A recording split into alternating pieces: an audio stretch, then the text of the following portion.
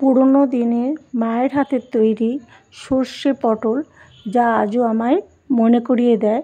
আমি সেই রেসিপিটা আজকে তৈরি করব।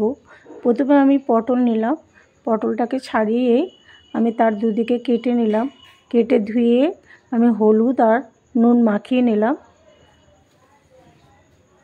ভালো করে মাখানোর পরে আমি একটা প্যানে সর্ষের তেল নেব। এই তরকারিটা সর্ষের তেলেই হবে। তারপরে পটলগুলো দিয়ে দিলাম।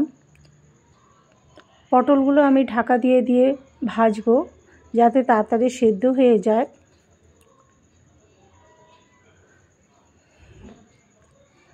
এরপরে আমি কাঁচা লঙ্কা নিলাম। আপনারা যেমন ঝাল খাবেন সেইভাবে নেবেন। কাঁচা লঙ্কা নিলাম কয়েকটি, নারকেল কুচি নিলাম, 1 চামচ সর্ষে নিলাম, কালো সর্ষে, 1 চামচ হলুদ সর্ষে নিলাম।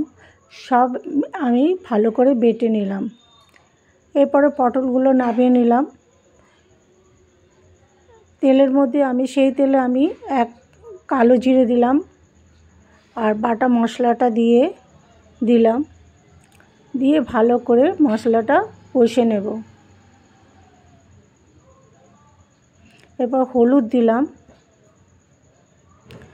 স্বাদ মতো নুন দিলাম,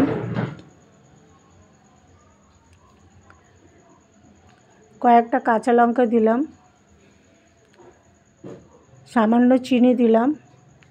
যদি রেসিপিটা ভালো লাগে লাইক, শেয়ার, কমেন্ট অবশ্যই করবেন। শেয়ার করে সাবস্ক্রাইব করে আমার চ্যানেলটা এগিয়ে দেওয়ার চেষ্টা করবেন। মশলাটা কষা হয়ে গেলে ওর মধ্যে জল দেব।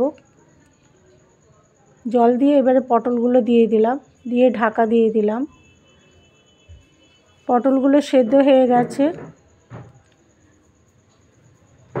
এরপরে অল্প জল দেব। জল দিয়ে আমি কিছুক্ষণ ঢাকা দিয়ে রাখবো, যাতে ভালো করে পটলের ভেতরে মশলাটা চলে যায়। আমার সর্ষে পটল রেডি হয়ে গেল। অসাধারণ তৈরি হয়েছে। আপনারা গরম ভাতের সঙ্গে এই রেসিপিটা পরিবেশন করতে পারেন।